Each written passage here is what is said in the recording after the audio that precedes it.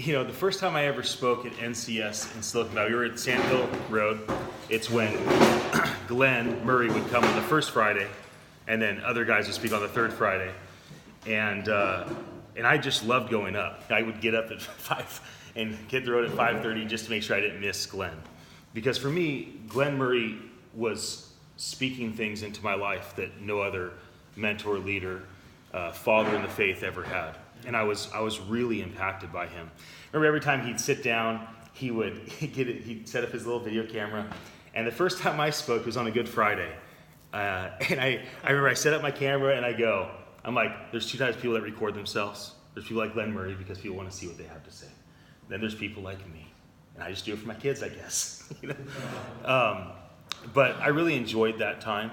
I really have found incredible community in this gathering of men. There's 65 plus chapters. There's 25,000 guys that have been involved with NCS. And of course, there's certain chapters that are just like incredibly influential, like what is happening at the Rockefeller Center and has been happening for a long time. And I really have enjoyed getting to know the leaders of NCS. I have so much honor for the two of you guys.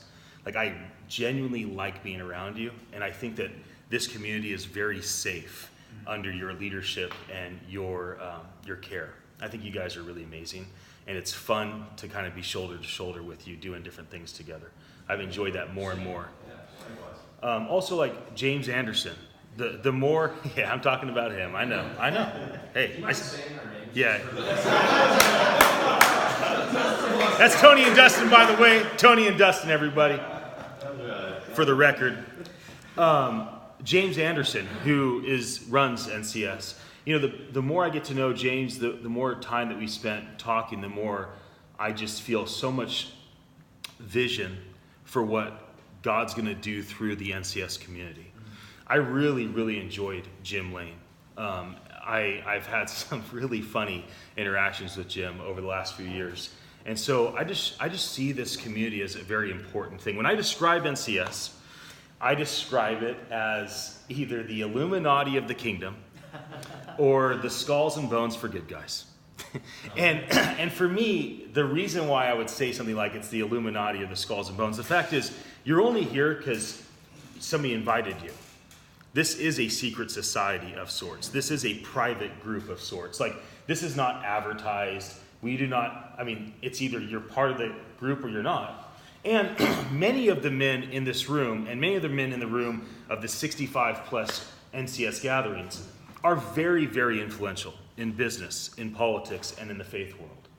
And so for me to be a part of this community has always been a significant grace in my life. And I've gone through some insane ups and downs over the years as I've been a part of the NCS community. And I've found the same thing in lots of communities. So for guys that leave or move on, there are other communities that also are really profound and powerful. I've found that with the Master's Program, or with the Barnabas Group, or with the Convene, or the Pinnacle Forum. There's all these different pockets of men. When I talk about community to people, I think of it in the way of, it's the bungee cord of your life. Like, we are prone to jump off the bridge. We shouldn't, but we're prone to. Like, we are fairly self-destructive. We have a tendency to implode our lives every once in a while. And having the community of men around you, it is really safe, because there's this element of, okay, I jumped off the bridge, but thank God there's that bungee cord of my community at NCS. I jumped out the plane without a parachute, but thank God there's another NCS guy that he just happens to be in the air. He has the parachute. He's going to grab a hold of me and save me before I hit the ground. So I just have like this unbelievable gratitude to be a part of this community. This morning is probably, well, here's one thing I can tell you. I never shared the stuff I'm going to share with you this morning. And it's pretty uncomfortable. And if you have my personality, you are not going to enjoy this talk. And if you have struggled with people like me, you're going to probably find a ton of peace getting a better grasp for why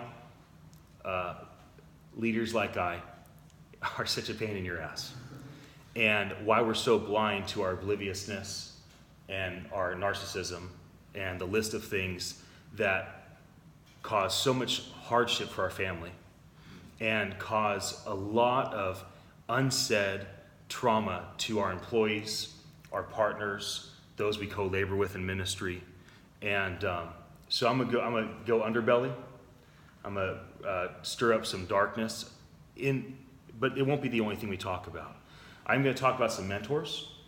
I'm gonna talk about specific tools that have helped me navigate these things. And I'm gonna talk about some vision. So I'm just gonna start with like some fun, talk some mentors, talk about the group that I have down in Santa Cruz that's kind of like an NCS group. I'm gonna hit some dark underbelly, take the fig leaf off for you guys. And then I'm gonna end with some vision. It'll actually be pretty quick.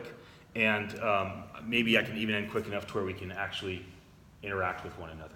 Will you give us a heads up when the fig leaf comes off, just so I can... Yeah. Well, usually my legs are open, but I got this hole, so when it's time. Perfect. So let me just start by talking about the community that I get to be a part of in Santa Cruz. In Santa Cruz, over 5 years ago, we started a gathering kind of like this. And it's moved kind of from one of my offices to another one as I've done different business ventures. And then we also have another kind of conference room that we'll bounce into from time to time at a coffee shop called the Abbey, where also Vintage Faith Church meets.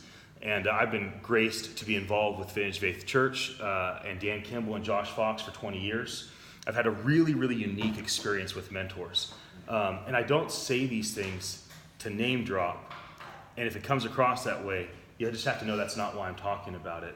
I talk about these people specifically so you have a grid for my unique experience that I've had access to a dozen people that many people would just like to have access to one. And that has changed my perception of what a leader is. It's changed my perception of what it is to drive after the kingdom. It's changed my perception of how little any mentor can actually do for you and how much you actually have to do for yourself. And that the main thing you really desire most in a leader is validation.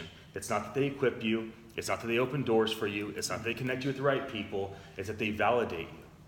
And that's what I found to be true. So I've been with Dan Kimball and Josh Fox for 20 years. I was in junior high school 20 years ago, and I'd sneak into the high school group. When I hit college, we became Graceland. When I graduated from college, well, I didn't go to school. When I graduated from college age, then we became Vintage Faith. In addition to that, I served with Chuck Smith down at Calvary Chapel, Costa Mesa for about 5 years. My wife and I ran a music ministry called Take No Glory, and we were basically musicianaries, is what we call ourselves. We did 200 concerts around the world. 30 people lived in our home. It was a commune for 4 years. Super wild time, and it was very interesting to be serving under Chuck Smith with the Calvary Chapel movement at the end of his life. I was really tight with the whole community from Mark Driscoll, John Piper, Tim Keller, the whole gospel kind of reformed movement, Gospel Coalition, which I just love their passion and like their honor and drive and like the thing that they had for God. I didn't totally vibe with everything, but it was so good to like this fire that these guys carry. And Calvary, like there's a lot of things I don't look back and be like, oh, it's the best. But I just fell in love with the Bible at Calvary. I went through their unplugged seminary school. And like I just ate from the scriptures. I just learned so much. With Dan Kimball and Josh Fox, it was like they were actually 10 plus years ahead talking about the postmodern church and actually reaching people that have no interest in faith. And then I got involved with Life Church. They have the YouVersion Bible, so 280 million people have downloaded the YouVersion Bible. Come on, Oklahoma City. And the thing with Life Church is I just connected at an event. I ended up connecting them with another big Bible app company called Blue Letter Bible, and that was in 2009. That was kind of the first time I got to work on strategic partnerships for them. And I got to kind of see what Craig Rochelle's community is like. And like, they're the cool kids in the kingdom. That's what I always think to myself. Like, those are the cool kids. Everyone wants to be like them, and they do everything for free, and they give everything away, and it's beyond radical generosity. It's only what they do in ministry is what the Father did for the prodigal son. They're doing in ministry what the Father did for the prodigal son to the entire world. And now, most recently, I got involved with Bethel up in Redding, California. When I met with them, I'm like, you guys are cool. And so is the Catholic Church. But I don't get it. I just don't get it. I don't know that you want me involved with your, like, I'm not, like, you guys are like laughing in the spirit. I'm laughing at you. I think it's weird. I don't know what you're doing. Like, I just think it's better than a movie. It's super entertaining, at least, you know. I'm just trying to have grace for kind of the things I don't understand. And the functional CEO, he's like, oh, you'll acclimate. I'm like, all right. And he was right.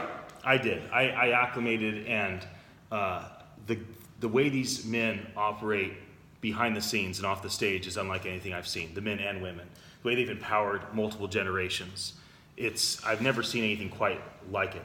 So I give that context so you understand these new revelations I'm having on fear, insecurity, shame, narcissism, all the crap that's in the underbelly of my life. It's not like I just finally found somebody. At the same time, I did find somebody in Ed Silvoso, who's local. And Ed has done something for me in validating me as a man, as a leader, that's just different than what I've had other people do. But it's not like, oh, I finally found somebody, or I finally found knowledge. Like, I have been under the leadership and care of world-changing, entrepreneurial ministers for 20 years. And what it really comes down to it is like, am I going to submit myself to the Lord? Am I going to actually be humble? Am I going to actually be real? Am I really going to pursue self-awareness? So, Santa Cruz, we start this group, and we've had some pretty cool things come out of it. It was just a handful of guys when we started. We were all really in a bad place when we started the group. All of us either had companies that were failing, or we were starting companies that were probably going to fail. So I had Kukui at that time. And Kukui, I made $17,000 our first year in business. And that's not how you provide for a family. And I recruited a bunch of my really close friends, told them if they worked for minimum wage, one day they'd be rich, which, was a dream. And I'm super grateful that God's honored that, because it feels like we're now on the edge. Our investment bankers kind of spun up the bidding war. We anticipate a full acquisition of our company, kind of late winter. So, February, March. So it's a wonderful story. And I was a very small part of something very, very big. Me and my partner, who's the founder, we started out of his house, and now we're 130 employees across 8 offices, and it's really cool. But I also got kicked out of that company in 2013 because my partner couldn't sleep. He didn't know what Ian was going to do. Ian's out of control. I did what I wanted.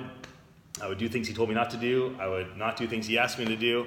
Part of it was just rebellious, immature, anarchist in me, and part of it was that we didn't always see eye to eye. We never once had a fight, never had a conflict. He just kind of kept his thoughts to himself about what I was doing, and then one day the shoe dropped, and it's like, you're done. Here's your golden parachute. I'm like, this is a bronze parachute, man. This is not what I signed up for. So that happened during our group, and we've had one of our guys died recently from our group, and he's 30. He has 2 little boys, Trevor Floyd, and a beautiful wife, and he's gone. And we've had like one time we were in the group, and a really close friend sits down and goes, so my wife and I drove to Planned Parenthood this weekend. We had a little too much fun in the hot tub, and we were never going to have another kid, and I'm not having number 3, and my wife's not having number 3. There's no way. And so we went to Planned Parenthood. We booked an appointment. We're going to have an abortion, and this is one of us guys. And then he's like, we're there, and we try to walk in, and we just cannot walk in and do it. And he's just weeping and weeping. And I'm sitting there at the table, I'm like, whoa, this is why there's community. This is why. He's got to talk about this, man. I mean, his wife and him almost killed their baby. And of course, now the baby's happy and healthy and the joy of their life. Mm-hmm. So there's all these guys, and one thing that comes out of what we do is that we actually create things. Like, we're very much talking about God's an entrepreneur. He asked no permission for anybody. He spoke everything to an existence. Nobody told him he could. Nobody told him he should. He did whatever he wanted. Jesus was an entrepreneur. He chose what to do. He chose to heal. He chose to speak words of knowledge. He chose to prophesy in people's lives. He chose to guide people's lives. He chose what to do. He was an entrepreneur. He made decisions. Nobody gave him permission. He submitted to the Father, But no man gave him permission. The Father validated him. And you look at these different guys and you think about what it is to actually just step out in faith. And so we have a lot of these guys stepping out in faith. Like we have a guy that started what we want to call the Keurig Killer. It's a single-serve coffee like in a tea bag. And it's super exciting to see this guy with an idea and then in our community thrive and create something that is very, very exciting. Or we have Justice, what? It's amazing. Yeah. Justice Earl started HandSnap. He had all these ideas for inventions, and he'd come over to my house. I'm like, you should do that. You should do this. And then finally he did this, and he has a new product. I think we can sell 1 million units of it. But it's all happening in the context of our community and us supporting one another. And at the end of all of our meetings, we say, what do you need? How can we help? Who do you need to be connected to? What is it that you need in your life, and how do we provide that in our community? We had other guys that started a company called FitAid, and they recently raised around $65 million valuation for a private equity firm in Santa Cruz, maybe the next $1 billion Santa Cruz company. And then my friend Trevor Floyd, who died, he was very involved with a toy car company. Think Hot Wheels meets Legos. It's these cars, 12 parts, 17 cars, over 1 billion combinations with all the cars. And so these guys are doing things, and now I'm kind of pressing into the voice space, right? I'm creating apps for Alexa, and I will for Cortana, and if they let me with Siri and Google, and I'm building a whole team around developing voice apps because God spoke, and the power of God's voice created everything. Do you realize how powerful your voice is? Alexa knows how powerful your voice is. Your children know how powerful your voice is. Siri knows how powerful your voice is. Google will do whatever you tell it to do. But do you realize how powerful your voice is? And so that's a bit about the community in Santa Cruz. As far as mentors, this was kind of spun me in. Noah Elias wrote this book, Fear Hunters. He sent it to me. I was going camping 1.5 years ago. And I'm reading through, and he has all these applications on hunting your fear. And I have no fear. I couldn't think of a single thing I was afraid of, except for stupid stuff like I hope a bear wouldn't eat me. I don't want my kids to die. But I wouldn't acknowledge the fact that I was afraid of being taken advantage of. I was afraid that I'd be exposed for being something that I'm not. I was afraid of not meeting expectations and telling people I'd do things and not actually doing them. Like I would not acknowledge the fact that I actually have fears that were suppressed down in my life. And this book started helping uncovering some of those things. Another man that's been so significant in my life, a guy named Chris Valentin, he wrote this book, Heavy Rain. I met him and he handed this book to me. He's like, I think this book's going to impact you. And I opened it up to it's not usually this part, like the dedication that hits you. This dedication changed my life. He wrote, I dedicate this book to my children's children's children's children, that we will not meet until we get to heaven. I wanted you to know that I had you in mind as I wrote every word of this book, and I continue to hold you in my heart. You will become the answer to my prayers and the fulfillment of my prophecies. By the time you read this book, I will be watching you from heaven. My ancestor, Lieutenant Moraga, 10 generations back, my grandfather 10 generations back, came here from Spain. He was second in command of the Spanish army.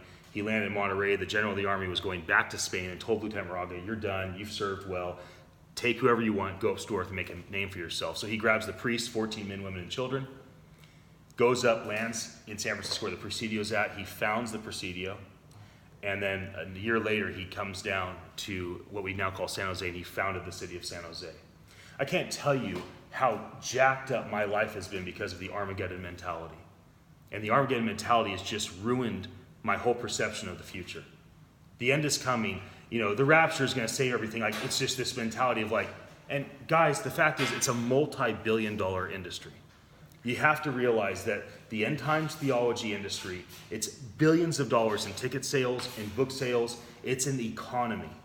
So be mindful that when people are writing books and doing conferences talking about it's going to end now and just the world's getting worse, think about the fact that there's as many prophecies in the Bible about the good and the glory and the righteousness and the holiness and the peace and the harmony in the last days as there are about all the other prophecies that we constantly peg, Magog and Gog. It's the Russians. Oh, never mind, the Russians aren't our enemy anymore. Now it's the Middle Easterns. Oh, never mind, they're not our enemy anymore. Now it's the Chinese. Be mindful of how much the economy affects religion and how much that impacts the way you see the world. And this book right here made it okay for me to think about my family 10 generations from now. This book right here made it okay for me to think about Why is it okay that Lieutenant Moraga was able to have 10 generations of impact that led to my life, but I can't think about 10 generations ahead? What the hell? I don't care. Maybe Jesus comes back right now while I'm talking, but maybe he doesn't. People have been waiting for it for 2,000 years. So why shouldn't I live in a way that I'm actually thinking about making that kind of lasting impact? Bill Johnson, God is good. Bill Johnson is such an interesting man. He is the most legit, genuine guy behind the scenes. He is exactly who he is on stage. Just with a couple words, he said things to me when we spent time together that it's like there's certain things I'll never, ever, ever, ever forget. And Bill is one of those guys that have said things. He wrote this book, God is Good, and it changed my perception on God's not angry, God's not mad, God's not disappointed with me. He is good, and he finds me to be lovely.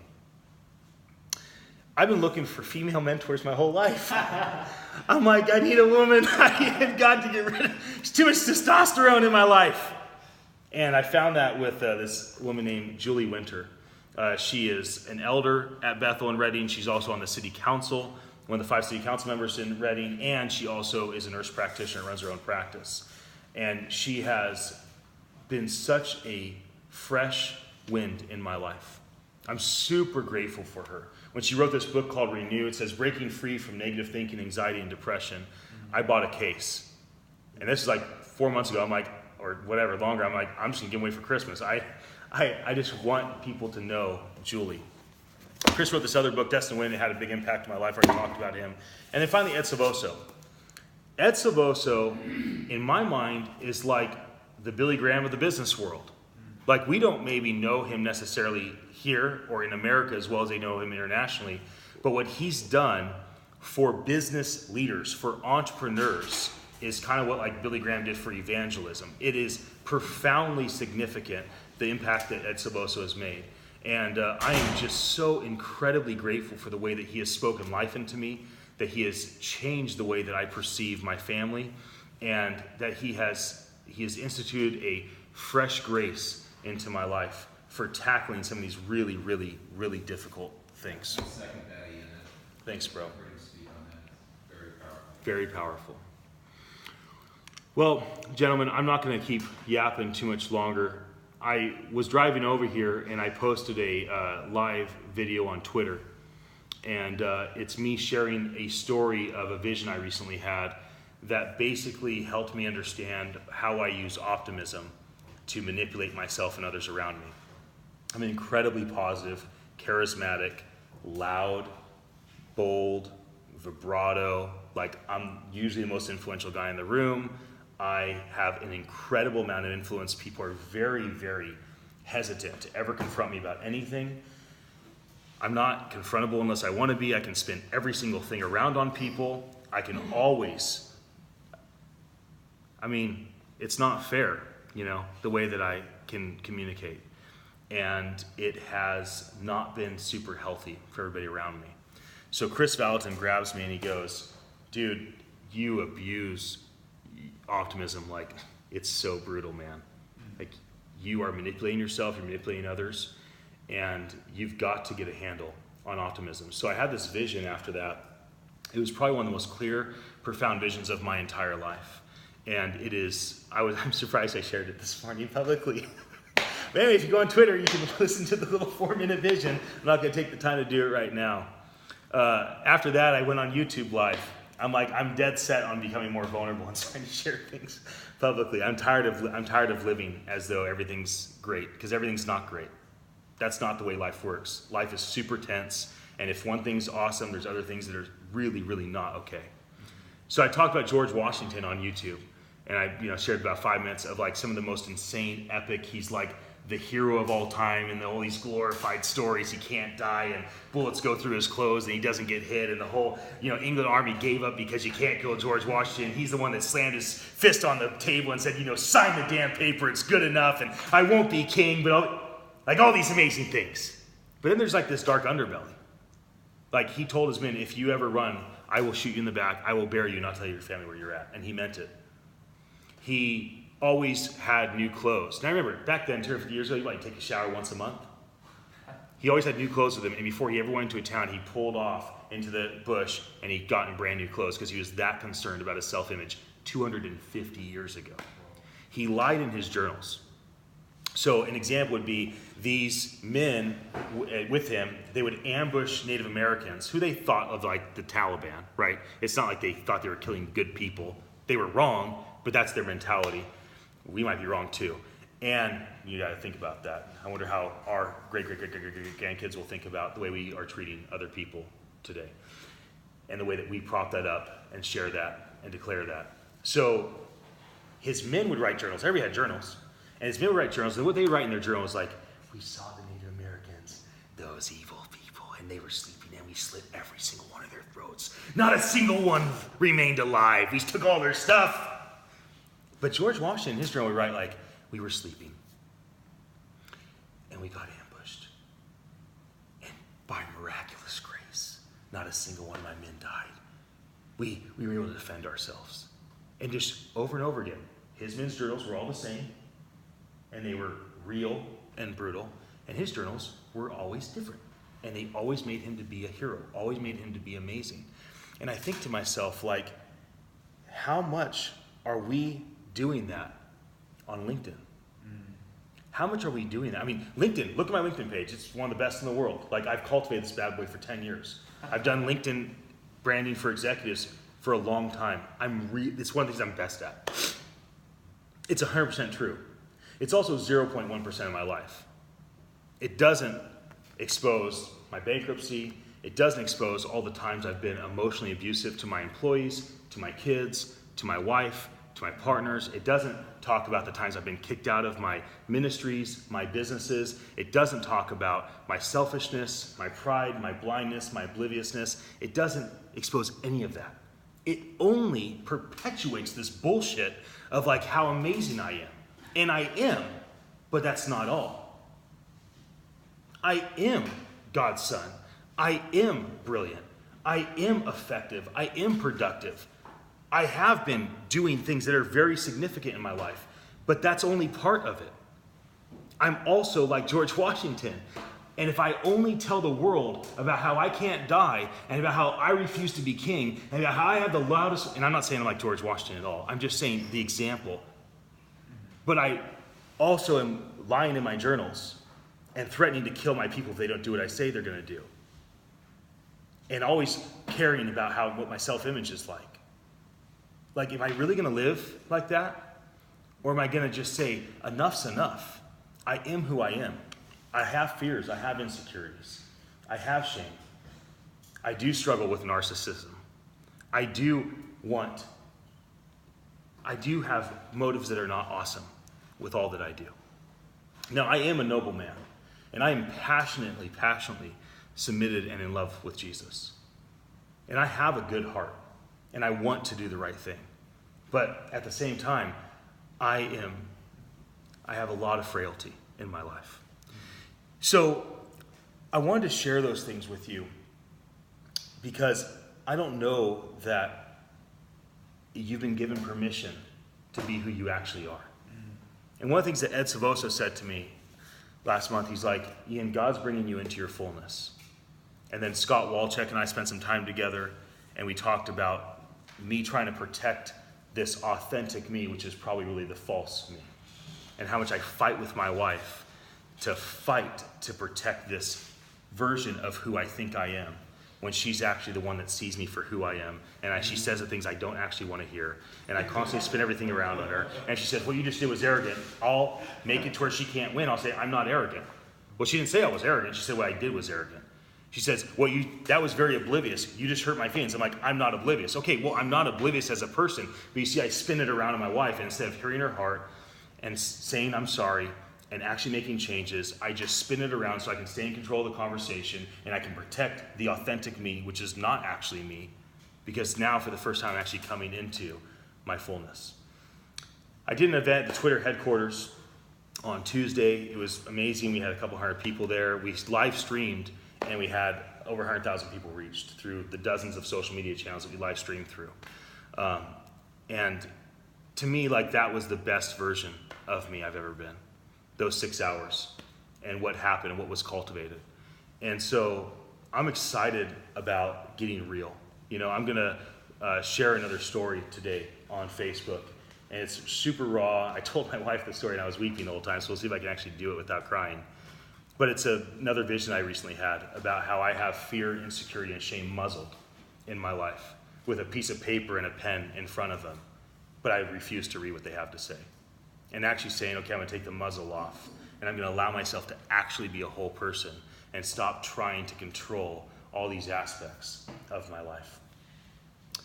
That's what I have to share. The last thing I'm going to do is I just want to share vision with you for a second. Gentlemen, what you believe about the future actually matters. It really, really matters what you think about artificial intelligence, cryptocurrency, Internet of Things, augmented reality, blockchain, virtual reality, machine learning. It absolutely matters what you think about it. And if you're lazy, you will be dystopic, you'll be pessimistic, you'll be fearful. Then you will not do anything about it. At best, you will try to mitigate the risk of what bad things could happen. Blade Runner makes it easy, as do all the other dystopic movies and all the dystopic books and all the dystopic TV shows. It's so easy to think about the worst case scenario. And hey, granted, it could happen. But it doesn't have to. And if it turns out bad for humanity, it'll be the first time in the history of humanity that things were not redeemed by God. God redeemed transportation and technology. Sorry, do we need to wrap up? God's redeemed everything that man's ever created. And so that's my hope, is that it will all be redeemed. I see a future where all the job loss, half people lose their job. We're going to lose jobs we just learned how to do, everybody. We learned how to drive. We weren't made to drive. We learned how to cook in a kitchen and go shopping. We weren't made to go shopping and cook in a kitchen. We learned how to type. We learned these things. These are learned skills in the last 100 years. We were not made for that. And technology can actually help us become more human. So I just want to encourage you guys to have vision for the future, mitigate the risk of what could happen, but drive toward the hope. Like, find hope in your heart and drive toward what could be. And that's my encouragement for you guys. So thank you so much for letting me come share. I genuinely have honor for you guys, and I'm so happy to be part of this community. Thanks. Thanks, Ian.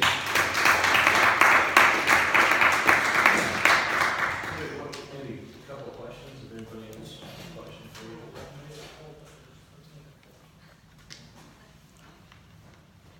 I think we've got all the ladies are waiting outside. Cool. Oh, yeah, I'm sorry about that interruption. Yeah, no.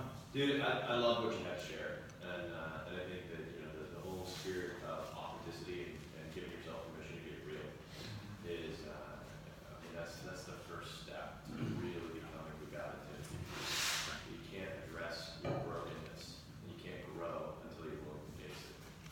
So I just want to affirm what you're doing. Thanks, bro. And affirm the message that you shared.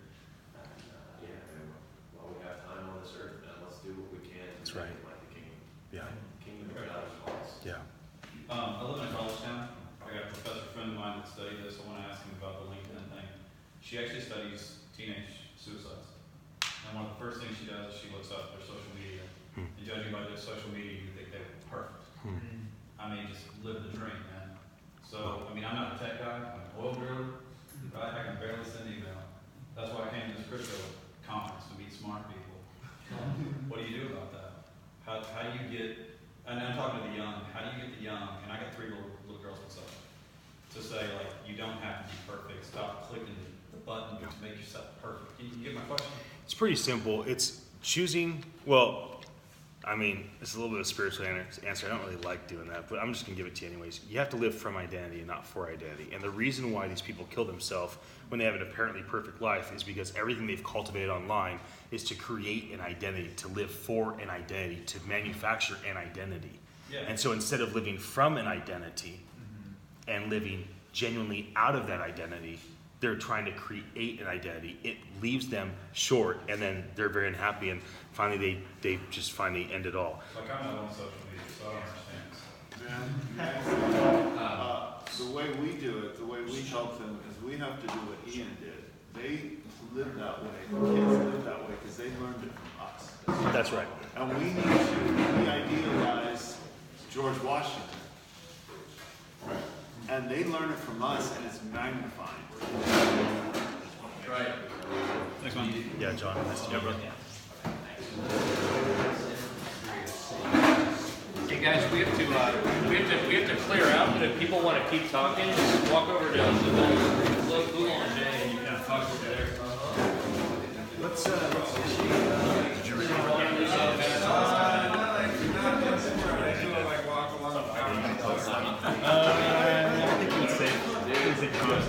I think so. It's pretty heavy. It's pretty heavy, but I think I will.